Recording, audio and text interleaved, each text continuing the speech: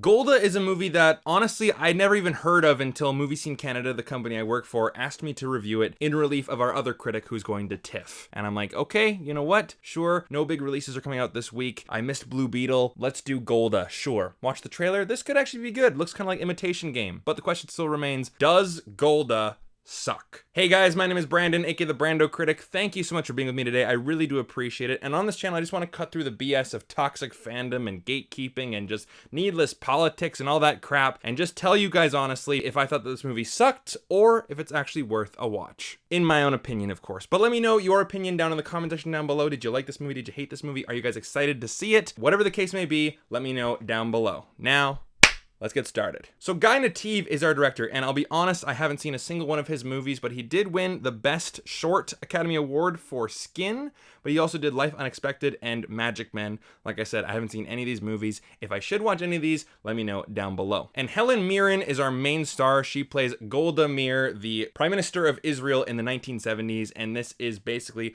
her perspective on the Yom Kippur War in the 1970s. So what are my thoughts on this movie? Well, this movie does a lot of great things. There's a lot of good stuff in this movie, and honestly, if you dig deep enough and you kind of brush away some of the excess, there's a really fantastic movie in here. But this isn't really a movie that I can go, you guys gotta see Golda. And this really isn't a movie that I need to watch again, but I'm really happy that I did watch for the very first time. You guys ever have that experience where you saw it and you're like, that was really good, and then you don't really need to think about it anymore? That's Golda, and it has all the ingredients for a fantastic movie, but it's missing the secret ingredient. And you don't really know what that is sometimes, but you know when a movie has it because it hits you in the feels. You just know that you're watching a masterpiece, a classic, something really special. This movie could have been special, but it's missing that oomph. You know what I mean? Now, what did I like about this movie? Because there is quite a bit to like in it. This movie is very tense, and there's many powerful moments, and the filmmakers really know how to capture the essence of the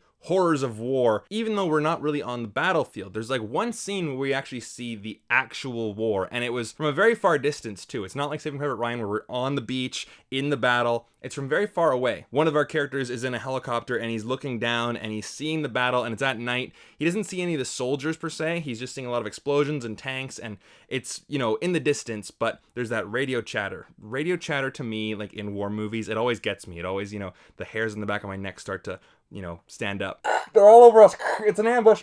I don't know what it is, but it just feels so tense to me. And yeah, it's some great stuff. And like, they have a lot of that in this movie. But there's a close-up on his eyes, and you can just see that he is just horrified with what he sees. It's so subtle, and it's so simple, and yet so effective. This movie, like, most of the action scenes are in a war room of people just looking over a map, seeing the territories of the different armies, kind of like how Princess Leia is like looking over that one big board, seeing the Death Star approaching, you know what I mean? That's basically like the war room in this movie, and you see all the characters like just listening to the radio, all the radio chatter, and they're just horrified with what they're listening to. It's really powerful stuff. It really emotionally moved me, especially when Golda Meir is like feeling just the guilt of sending her boys off to war, and the battle's a complete disaster. And the guilt and the shame from that performance, and I'll talk about Helen Mirren's performance, it's sensational, but you really do feel that impending sense of doom. You can't see the enemy. You don't see the enemies going down with the tanks. You just hear about it, but yet it feels so larger than life. It feels so important, and you do feel that impending sense of doom. And you feel like, yeah, the threat of defeat is actually upon us. So that's the thing, right? Like, there are many moments in this movie that just feel powerful. And the music in this movie, it really keeps you on edge. I mean, it's nothing new, like we've heard scores like this before, but it's effective. Again, like, this movie isn't breaking any new ground.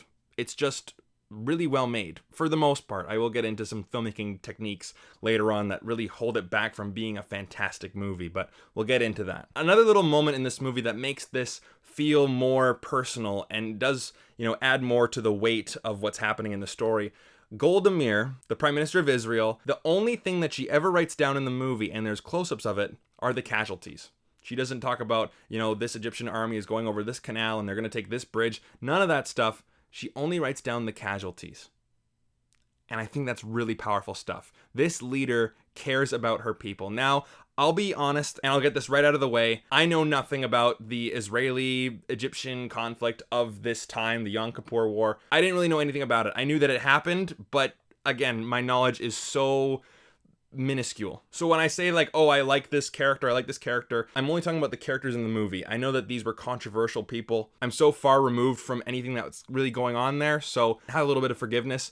And one thing I'll say about this, though, is that if a movie is about anything, true story or not, if it makes you want to learn more about that subject matter, then the movie's doing something right. Like, I actually want to learn more about this. I want to learn more about Golda Meir. I want to learn more about the Israeli conflicts in the Middle East, because I don't really know much about it. And maybe that's just me being ignorant to it, sure, but I want to learn more because of this movie, and that is saying something. But let's get into the performance of Helen Mirren. She is sensational, fantastic, brilliant in this movie, and I do think that she covers up a lot of the movie's faults, even when I felt like the pacing was getting pretty repetitive and the story wasn't really progressing.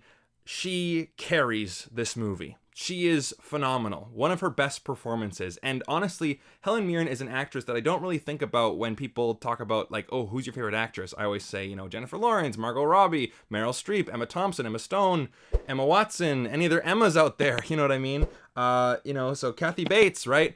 I don't really think about Helen Mirren. I think I have to change that because she constantly gives great performances. I recently watched her in The Queen not too long ago. With the whole coronation thing, I was kind of diving into like The Crown and that kind of stuff.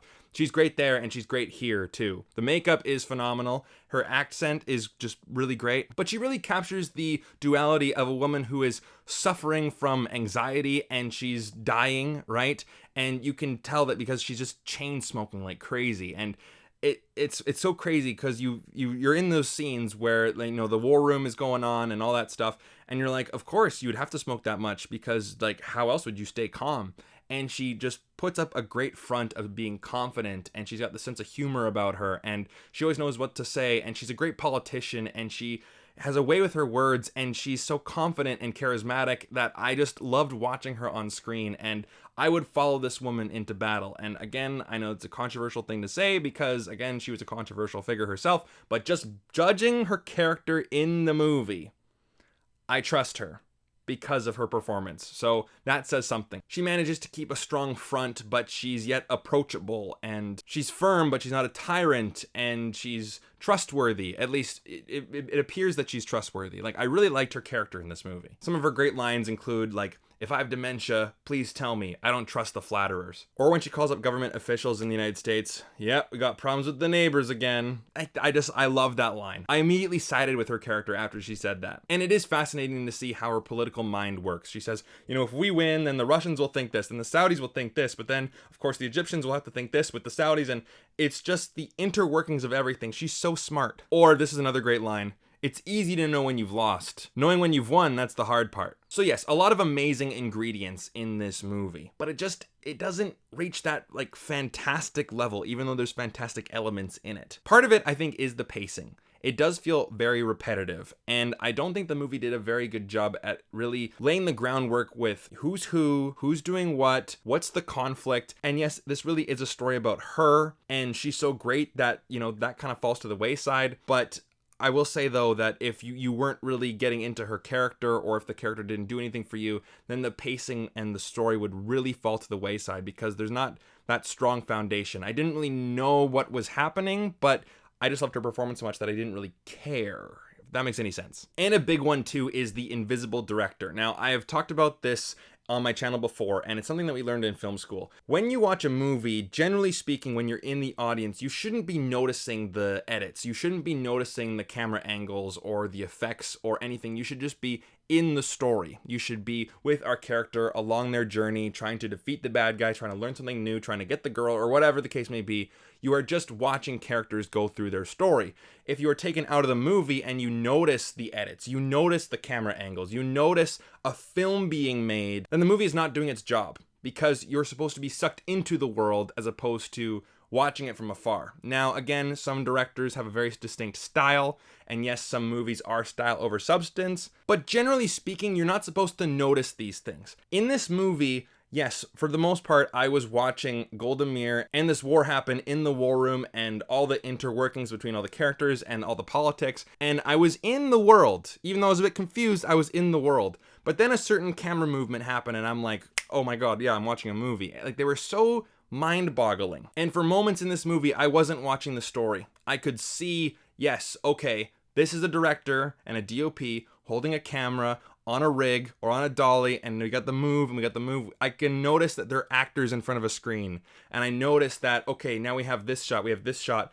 It felt very film school, going like, oh my God, look at these cool shots I can do, even though they don't really serve the story. It's basically going, oh, let's just do this really cool shot, this cool edit. There's like that Edgar Wright level of editing sometimes, or those shots, really close-ups of certain objects, and I'm going, okay, this doesn't really serve the story, it just looks cool. And you can tell though that like this guy knows how to make a movie for sure, and he knows how to stage a shot, but it's very obvious. It's kind of like, notice my directing! And that takes me out of the movie sometimes. And it's a tough thing because you don't want the film to be too boring. You want it to be stylized, or it has some kind of, flair to it. I think Sam Raimi is a good example because you can definitely tell that some shots are very Sam Raimi, but his stories are also so engaging that you know where you stand with the characters, with the story, and there's that style to it, but you don't necessarily, really notice it. You're not like, oh, the camera did this, camera did that on your first viewing. If this makes any sense, I hope you guys are following along with me. That's my best way I could describe it. So there you go. So yes, this movie is a good movie, even though I probably wouldn't watch it again, and I wouldn't really recommend it to people, or at least just go, you guys gotta see this movie. Like, you guys, like, forget about Oppenheimer and Barbie and whatever, although, we won't touch that, but you know what I mean? You gotta see Golda. I'm not really saying that. I'm not praising the film that much, but I am really glad that I saw this movie, and it has something special in it, but it just doesn't reach that really great level. You know what I mean? So for my overall rating, I'm gonna give this movie a 3 out of 5. I liked it, and 3 out of 5 is a good rating. It's a passable score, nothing fantastic, and it does what most movies don't do. It makes me want to learn more about the subject matter, and that's a good thing. And there you guys have it. That's my review for Golda. If you guys like this video and you want to see more videos just like it, then definitely hit like and subscribe. I'd really appreciate all the support. And if you want to support the channel on a more personal level, then Patreon is down below in the description. We have monthly watch-alongs. I give you guys movies every single month, and you guys get to see content early, so if that interests you, the link is down below in the description. Thank you guys so much for watching, and I'll see you guys again soon. Take care.